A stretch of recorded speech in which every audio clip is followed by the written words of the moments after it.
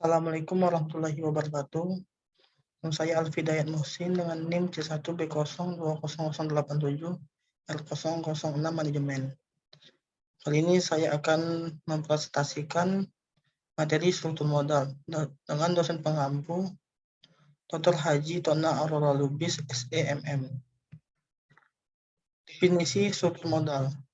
Struktur modal adalah perbandingan atau imbangan pendanaan jangka panjang perusahaan yang ditunjuk oleh perbandingan hutang jangka panjang terhadap modal sendiri. Modal asing diartikan dalam hal ini adalah hutang baik jangka panjang maupun dalam jangka pendek. Sedangkan modal sendiri bisa terbagi atas laba tahan dan bisa juga dengan pernyataan kepemilikan perusahaan. Struktur modal yang optimal adalah struktur modal yang mengoptimalkan keseimbangan antara risiko dan pengembalian sehingga memaksimumkan harga saham. Untuk itu, dalam penetapan struktur modal suatu perusahaan perlu mempertimbangkan berbagai variabel yang mempengaruhinya. Teori yang mendasari struktur modal. Teori pendekatan tradisional, yaitu pada saat melakukan pendekatan tradisional akan terjadi pengelolaan dan pemetaan struktur yang lebih optimal. Dalam artian, struktur tersebut memiliki pengaruh yang kuat dihadapkan pada nilai perusahaan. Dan struktur modal bisa diubah serta disesuaikan guna mendapatkan nilai perusahaan yang optimal. Dua teori pendekatan Modigliani dan Miller.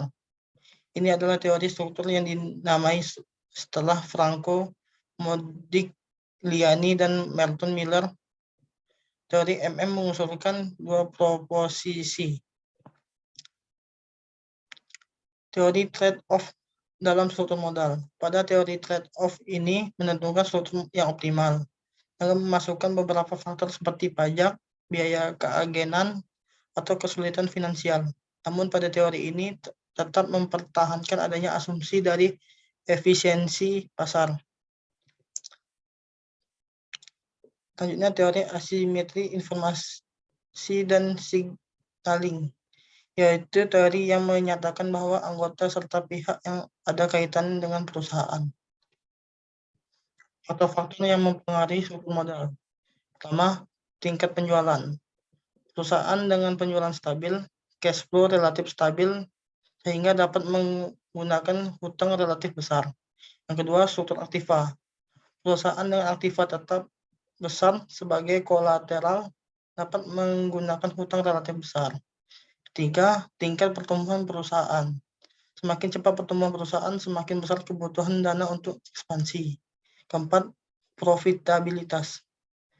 Pecking order teori menyatakan bahwa urutan pembiayaan pertama laba tahan, selanjutnya hutang, selanjutnya jual saham, baru untuk menghindari pengawasan eksternal. Yang kelima, variabel laba dan perlindungan pajak atau tax shield. Jika variabel laba kecil, besar kemampuan penanggungan beban tetap dari hutang, penggunaan hutang, dan memberi manfaat perlindungan pajak. Yang keenam, skala perusahaan. Perusahaan besar memiliki akses besar masuk pasar modal, sehingga ada korelasi positif antara skala perusahaan dengan debt to book value of equity ratio. Yang ketujuh, kondisi inter perusahaan dan ekonomi makro. Saat yang tepat menjual saham atau obligasi, tingkat bunga pasar rendah dan pasar bursa sedang bullish atau lawan dari bearish. Selanjutnya, fungsi struktur modal. Pertama, maksimalisasi pengembalian. Struktur pemodalan yang dirancangkan dengan baik memberi ruang lingkup untuk meningkatkan laba per saham. Fleksibilitas. Struktur modal yang benar juga memfasilitasi ekspansi atau kontraksi modal utang agar sesuai dengan strategi dan kondisi bisnis. Solvabilitas. Struktur yang baik membantu menjaga likuiditas di perusahaan, meningkatkan nilai perusahaan secara keseluruhan. Investor lebih suka menaruh uang mereka di perusahaan yang memiliki struktur pemodalan yang sehat. Selanjutnya, mengurangi risiko keuangan, menyeimbangkan proporsi hutang dan ekuitas dalam bisnis melalui struktur yang benar.